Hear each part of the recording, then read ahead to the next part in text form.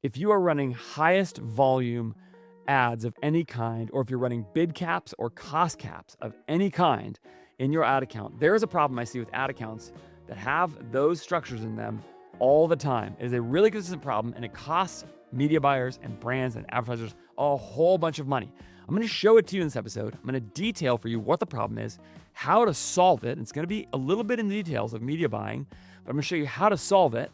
And then I'm going to actually show you a real ad account, anonymized, but where this exact problem came up, and show you how we are working on fixing it for the client, so you can see exactly how to do this in a real ad account. I think this is going to be really helpful to you if you're a serious media buyer or if your brand's spending serious money on meta ads. Let's get into it. All right, I'm going to get really into the details today, and there's going to be a couple screen share moments. I'll explain everything as I go, and where if you don't have the screen share, I think you'll be okay.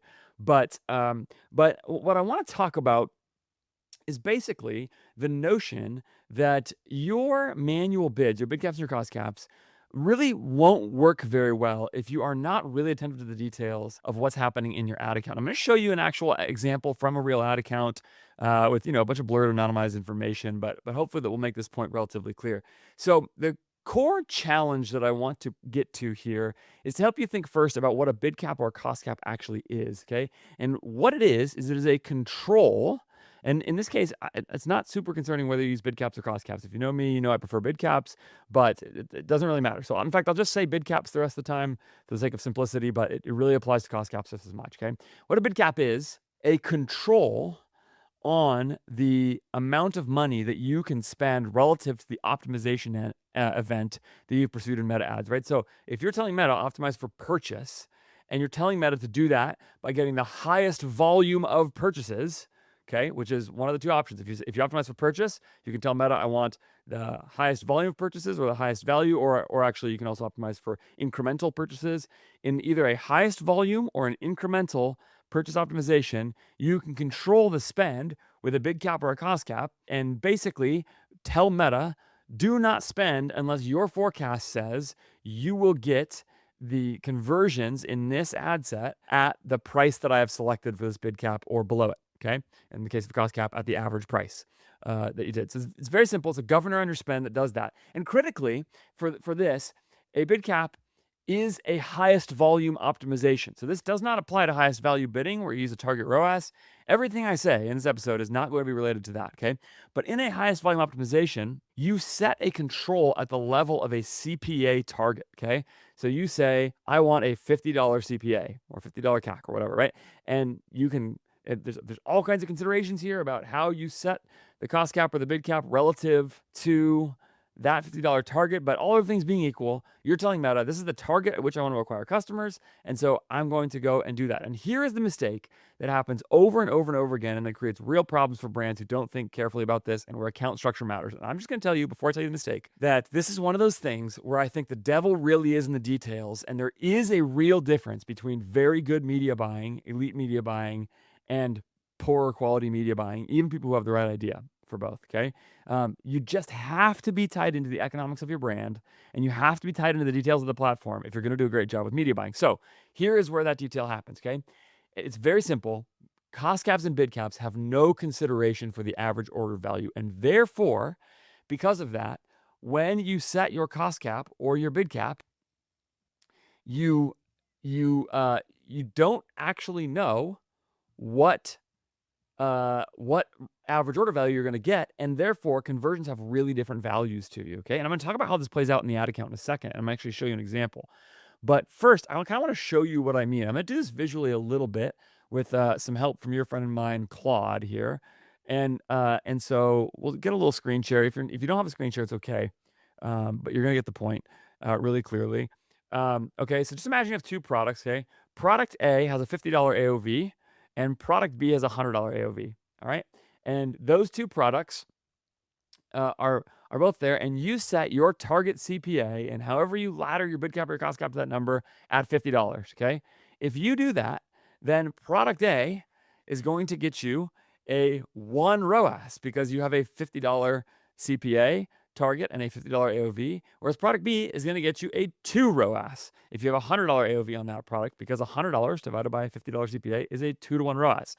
But of course, if you're actually optimizing your bid cap, or if you're running a bid cap or a cost cap, the bid cap or the cost cap does not care about the AOV. It does not reference it at all.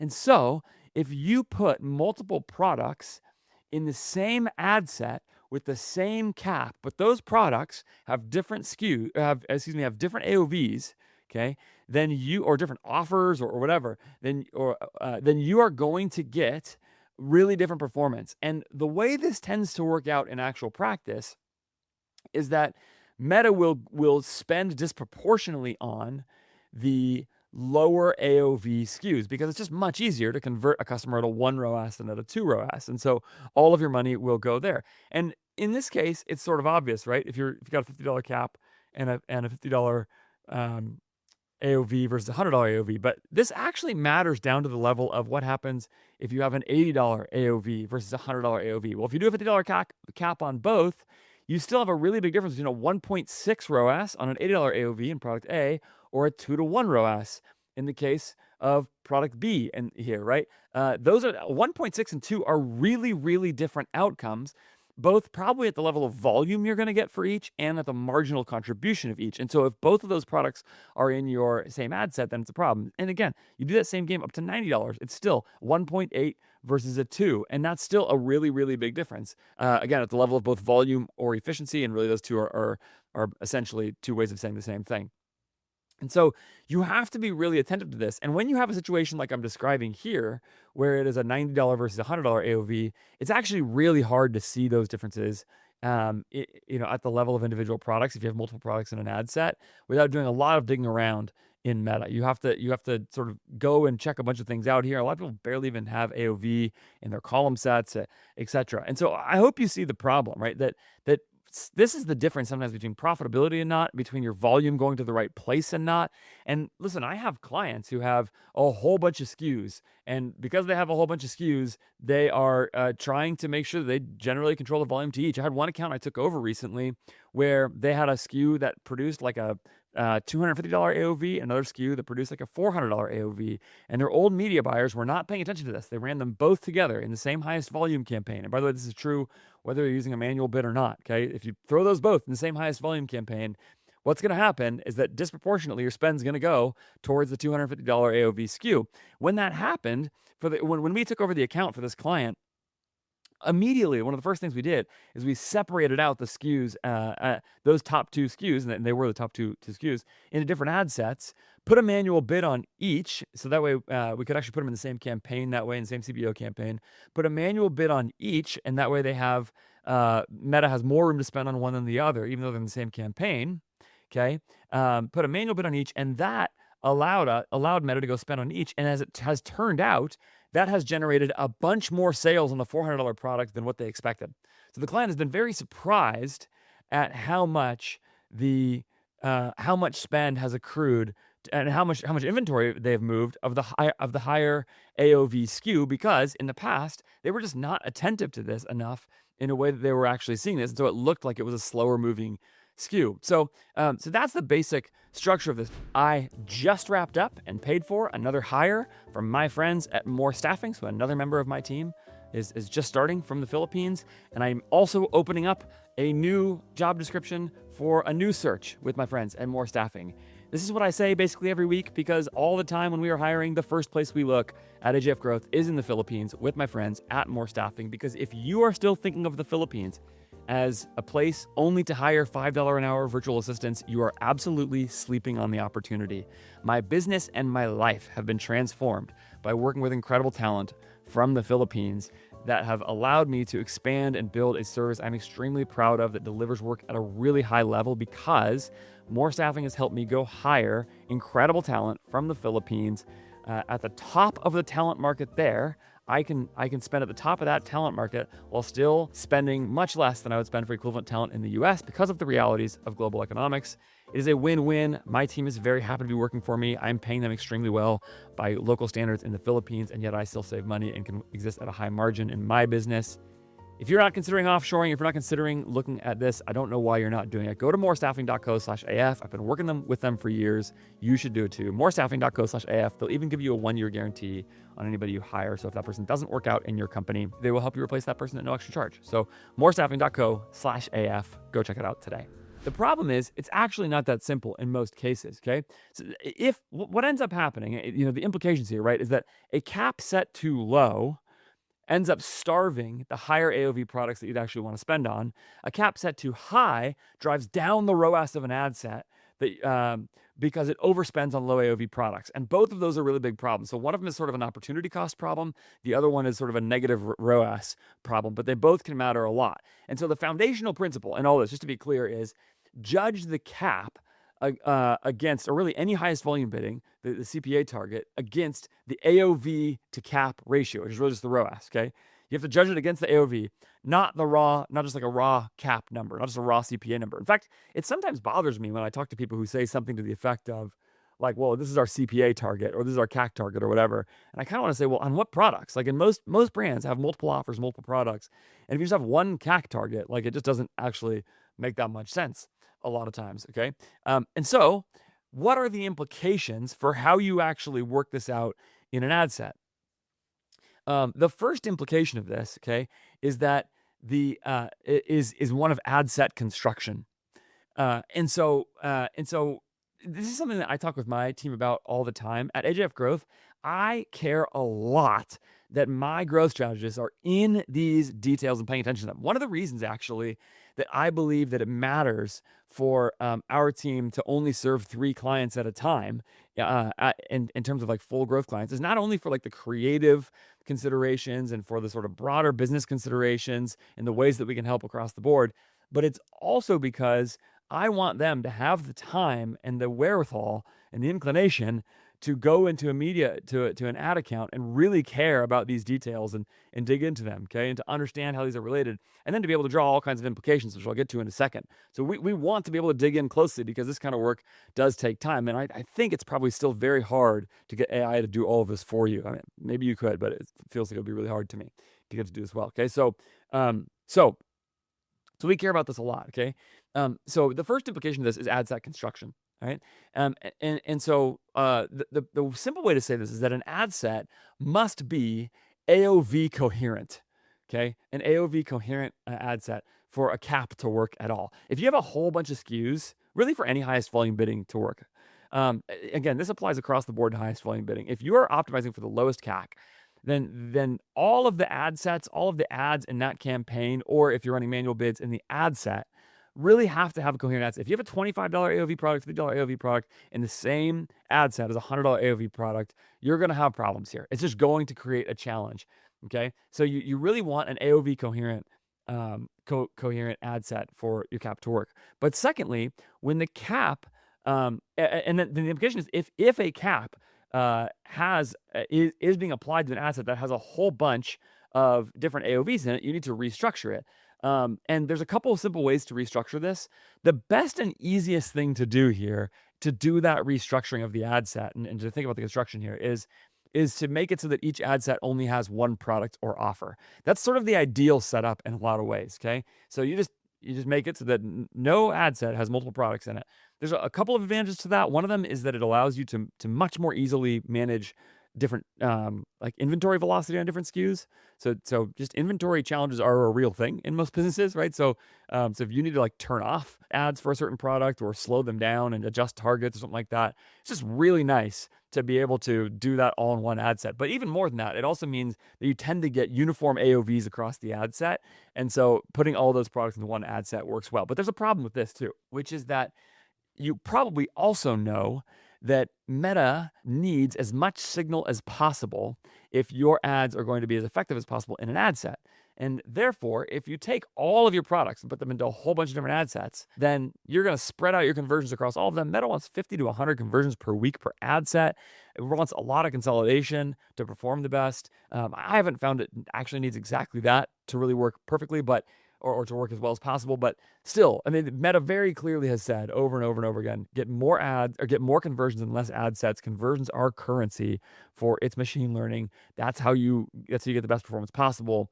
And so you want to have as few as possible. So if you start separating out all your products into a whole bunch of different ad sets, well, there's a trade-off there, right? Because now you're getting less signal. And so the other possibility here is to have multiple products with producing similar AOVs.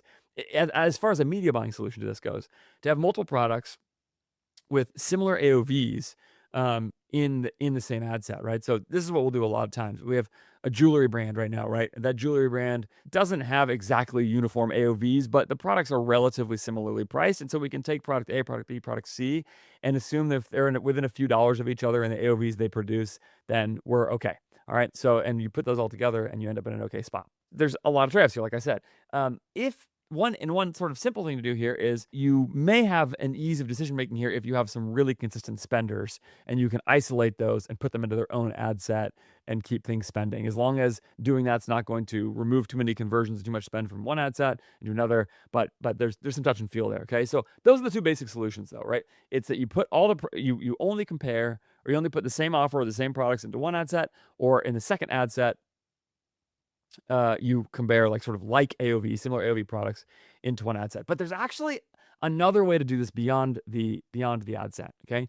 And beyond sort of media buying construction. And this is where I think, again, great media buying, great growth strategy actually does ladder into the rest of the business, okay? There is a way to think about this where you go out to the level of pricing and offer construction that I think can be more helpful than just this media buying approach, okay? So one of the things that will sometimes happen, right, is that imagine that product A is producing a $70 AOV and let's say product A is producing a $60 AOV, product B is producing an $80 AOV. Enough difference there to where, again, like a $50 or a $60 CAC is going to, or maybe a $40 CAC, whatever, is going to produce really pretty different ROASs and pretty different economic profiles in those products. And you want to find some way to solve that problem. Well, one thing you could do is you could restructure your ad accounts, right, to solve this and sort of split everything out and run everything separate. But there's actually another solution, which is to get outside of the ad account and to go think about a whole bunch of other things on the website. So for example, are you sure you can't raise the price on that $50 product to $60, or the $60 product to $70, or $70 product to $80? Are you sure? Are you sure you can't do that? A lot of times, this is one of the best use cases for a price change or a price test or something like it, to see if you can make this happen. Because if you have a bunch of ad dollars flowing to a product that's got a $60 AOV, you may be able to push that AOV, raise the price by $10, push the AOV up, and then it may slow down your performance on your ad spend, but maybe not so much that it's going to really nuke the account or anything like that, and actually allow you to create more margin on that. And of course, you now also can go up in CAC a little bit because you've just created more margin room. By adding $10 to the price, you've added, 10% or whatever to the margin profile of the product, okay? And that's great. That's a really big win. So now you can actually afford more spend on that customer. So you can go adjust the price. Another thing you can do is go change the merchandising of your products. Like if you're sending traffic to a collection page or to a home page, and a lot of you are, and you're getting, again, a $60 AOV, think about how you're organizing the products relative to the ad. This is especially true on collection pages. If you're sending product to a collection page and you've got an ad spending a lot of money, it's possible that just by rearranging some products on the page, you can actually drive the AOV up a little bit. Another thing you consider is like in-cart upsells, specifically tied to that particular product that is driving that particular AOV. Maybe it's a $60 right now, but I don't know, maybe there's a specific in-cart upsell you can put into place where there's a discount, 20% off if you add product B, just to this specific product, and try to push that up because you can see that you're getting spend to this product, but you want to get more value out of it and get more ROAS out of it. And again, the sort of second order consequence here is that you'd be able to get more spend into less ad sets and make your ad account work better, which I think is a really worthwhile consideration, okay? Again, down in the details of how this all can work, okay? Another thing you can do is change the site-wide offer, right? Like, go change your free shipping threshold. If you've got a $75 free shipping threshold and you've got a product producing a $60 average order value, well, AOV is tricky. Sometimes you need to look at the modal order value if we're talking about shipping thresholds, but maybe you can push that shipping threshold up to or down to $70 and get people to come up a little bit. Or if there's like a free gift with purchase, then you could think about where you set that threshold for, if it's over $60, you get a free gift with purchase. Well, think about maybe changing it to $70 or whatever. But you see what I'm saying? Like, play with a bunch of the different structure of the offer of your ads and see where those trade-offs are. You might actually find that there's room to raise price, get more margin, and actually sort of feed your best performing ads. Now, I wouldn't do this on my, this kind of thing on my number, 4 spending ad set in the ad account that's making up 10% of my spend. I don't know. I might go make some small changes there or whatever it is. But when you've got like higher spending ads and higher spending ad sets and you're trying to sort of work all this stuff out, these kinds of changes can make a really big difference to the economic profile of your products and all the rest. And by the way, this is where I should say, make the caveat that I'm talking about all of this in terms of AOV on the assumption that the margin profile of each of these products is roughly similar. If that's not true, then a lot of this kind of goes out the window. Really, the principle in play here is actually not about AOV at all. It's about margin profile and return on invested capital. Okay, but just for the sake of simplicity, I'm talking about it in terms of AOV because it makes all the math easier. But I am aware that you should be thinking about this at the level of margin, not at the level of AOV ultimately. Okay, and look, if you have 2 different AOVs, but the margin works out to be the CAC can be at the same place for them, then great. Okay, that's fine too. But you get the idea. Okay, you should be conscious of the return that you're actually getting. If you are the kind of operator who likes this episode of this podcast, you are the kind of person who cares seriously about getting the details of your economics right in your brand. You care where your money goes and how it's producing a return. That means you are the kind of operator who is well suited to be using INTELLIGEMS to run your testing on your site. Price testing, offer testing, in-cart upsells, in-checkout upsells, post-purchase upsells, all of it testable, all of it measurable, down to the level of not just your conversion rate, but actually down to the level of your profit, because INTELLIGEMS ties into your COGS data and spits out the answer, the result of every test at the level of profit.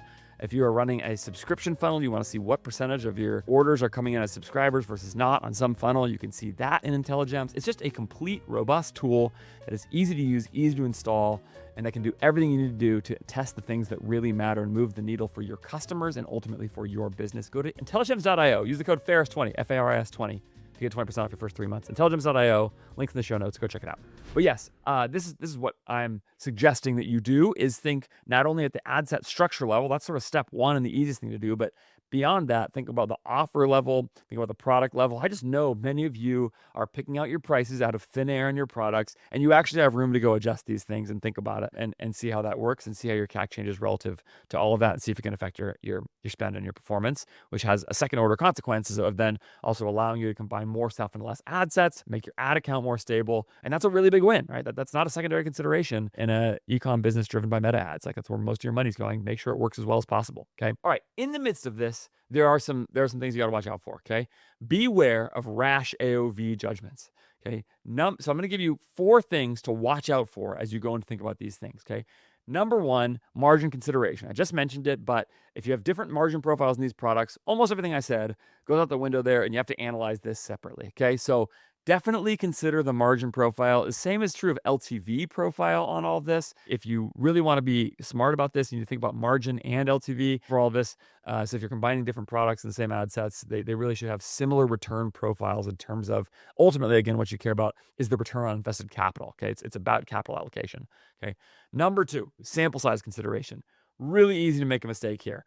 If you get 10 purchases and the AOV is $80 on those purchases, when historically your AOV on that same product has been $50, don't go blowing up your ad sets because of those 10 purchases. Weird stuff happens in small samples. I hesitate to give a number here, but I've thought I need to probably have a number for my team to analyze this on. I'm going to say you probably want at least 30 purchases to feel reasonably confident that the AOV you're getting is at a sample size where it's semi-reliable. 30 purchases is actually not enough, but it should give you some level of confidence without tying your hands too much.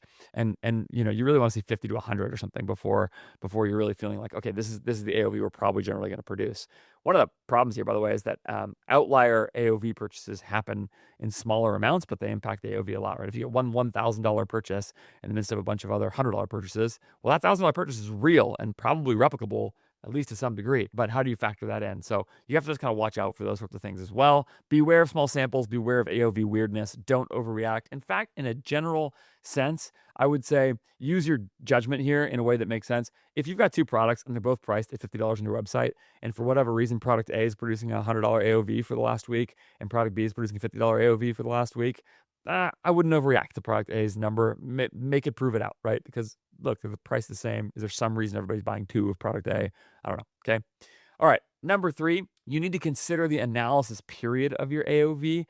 Is another thing that's really tricky. If you're in the middle of a promo, then suddenly your AOV is going to change a lot because you're discounting or you're doing a gift of purchase or whatever it is. If you're post promo, if you just change the site-wide offer on your website, whatever, you got to pay attention to all of those things. So if your promo ended 2 days ago, don't go looking at what the AOV was 3 days ago when you do your AOV analysis. Because it's no longer relevant because you were charging a different price then, okay? So there's that too. And number 4, you have to be aware of Meta's incrementality in all of this and make your adjustments specifically when you're setting your caps for all of this. Okay, so for example, the best studies that I've seen of this repeatedly from both House and Common Thread Collective have suggested that at least in the old days when 7-day click meant all kinds of different clicks. This is all sort of pre-March 2026 when Meta changed the definition of a click. So grain of salt here. But in those days, right, that basically 28-day click revenue in Meta was on average the true incremental return of your ads, okay? Essentially 7-day click times 110 or 115%, particularly if you were targeting 7-day click optimization. So the point is, whether or not that's exactly right for you, you should have some sense of the incrementality of Meta relative to what it says in the platform. Now, I think Meta is basically right here. And I think 7-day click, 1-day engaged view is basically right on the incrementality factor that it is giving you. But you do need to have a consideration there for how you're thinking about a CAC target relative to all of those and adjusting your cost caps and your bid caps and all the rest, okay? Sometimes Meta is more incremental than it says. Sometimes Meta is less incremental than it says. Sometimes you just haven't had all of the delayed purchases that come from your ad actually accrue yet, right? You've had 3 days on an ad and people are going to buy for the next 25 days afterwards or whatever it is. And you should be aware of that and adjust your targets accordingly, okay? So that's all of the basic considerations. Now, I'll tell you, I had at the Meta Performance Marketing Summit, they said, I'm not wrapping up yet. I'm going to show you an example in a second of all of this stuff in practice so you can see kind of how this works out, okay? I do want to say before I get there, Meta Performance Marketing Summit this year, they said that they were going to be creating a product where maybe all of this will go out the window and this episode will get dated really fast because you'd be able to have some kind of ROAS adjustment to your cap or to your CPA target, okay? So you could sort of tell Meta, we want the lowest cost conversion possible as long as it's at a 2 ROAS or whatever it is. I don't know exactly what the tool will look like.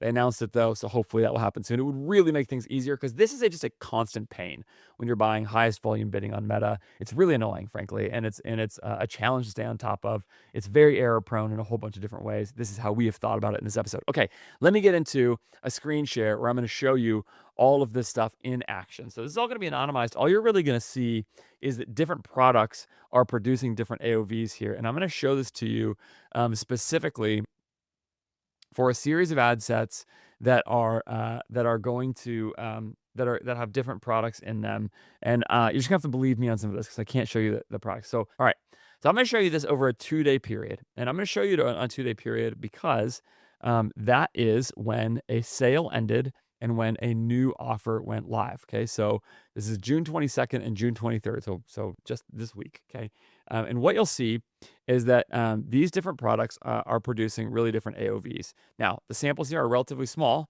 but I'm going to show you in ad set 1, this ad set is a mix of different products all in this ad set. Okay, so this is a $65 AOV.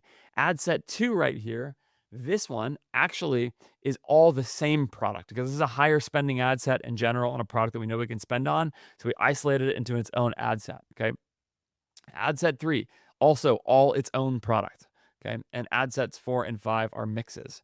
So what you can see is that we've tried to do some separation here. So when I look at this and when I think about where to set the cost cap for this, what you'll see is that I have pushed for ad set 2 for this product, because I know it's all the same product. It's a product that tends to get spent. I've pushed the cost control up to $77 in this case, above 70, 75, 75, and 70 for the rest of these, okay? and it's actually getting a lower CPA than that right now for a bunch of different reasons.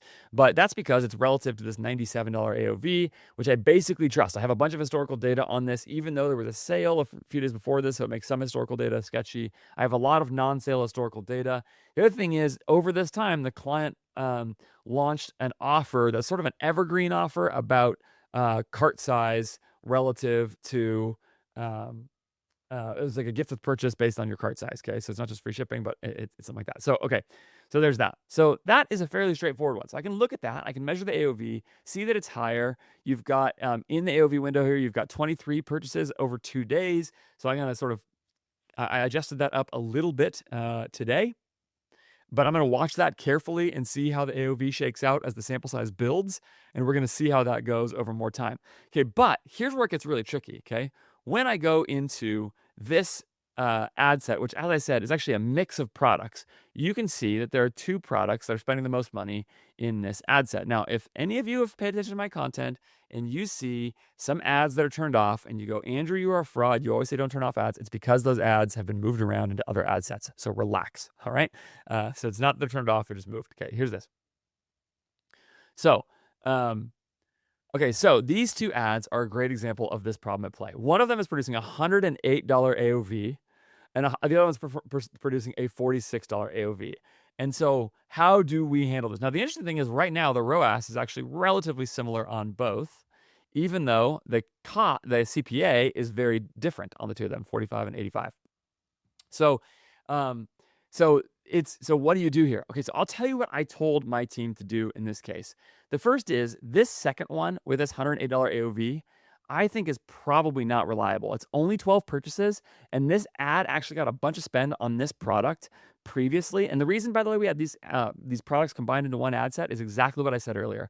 If I split them all out into their own ad sets, they're all going to get a few conversions a day, or at least they historically would have, and it wouldn't have been enough for me to be excited about it. So I actually told the growth strategist on this team who's working on it, I said, one thing you might want to do is go make more creative for each of these products and see if you, by getting more creative, if we could sort of generate enough purchases on each of these products so that they can sort of each have their own ad set. But they have not been consistent enough spenders for me to do that, even though they're spending a lot right now. So it's a concern. Okay. So ad set number 2, 12 purchases. I don't trust this $108 AOV yet. It is too small of a sample. It is too noisy. So I'm not going to go do anything crazy here. On the other hand, this product is at a $46 AOV, and it is across 25 purchases. So that sample size is building. Plus, if I go to the website and look at it, what I see is that the product is dramatically marked down, okay, in its price. It's actually discounted really heavily. So it's not surprised, exactly what I was saying earlier,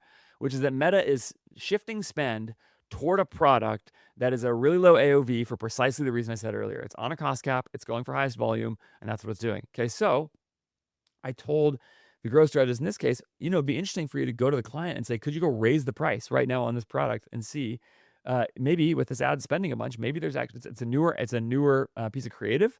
And so maybe it wasn't performing well before. And maybe the reason you marked it down and it was slow moving inventory before was because the creative was old and outdated and bad. And with new creative, it's performing better. And so, okay, what happens if you go and raise that? I also said there's some merchandising you can do. Raise the price on this product on the collection page that this is going to. There's some other products on that page that are sort of bundles, etc. Move those up the page a little bit.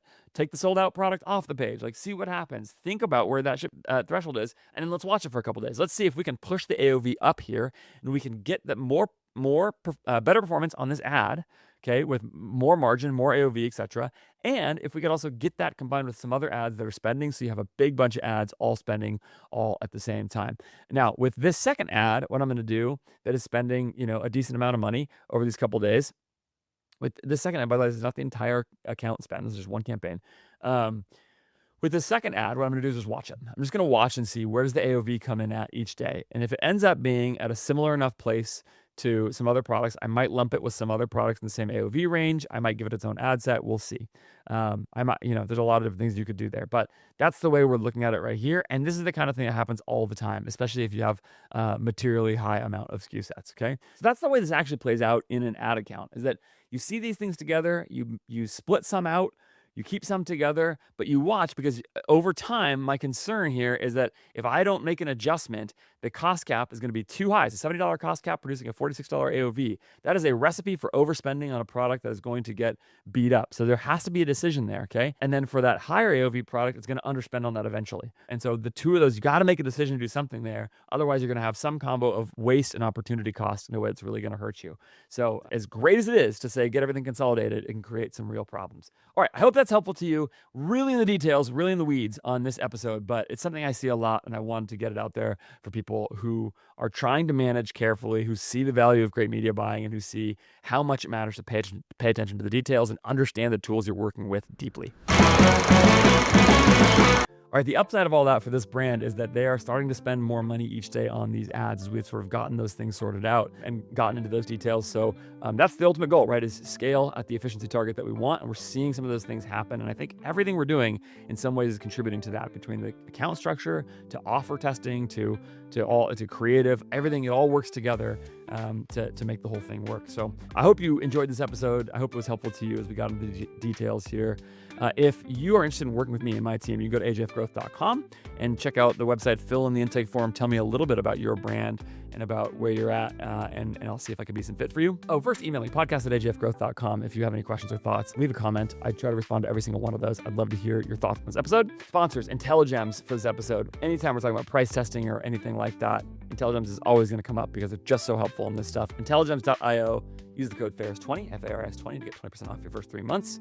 And of course, my friends at More Staffing. I just made another hire from More Staffing. Literally just signed it, sent it away, opening up another job description also with them this week as well. So just completed another hire, opening up another one right now. Just couldn't tell you enough good things about them. morestaffing.co/AF to go check that out. I think that's everything. Subscribe wherever you're watching or listening. Tell me if you like this really highly technical content. I'd love to hear what you think. Thanks so much. See you next time.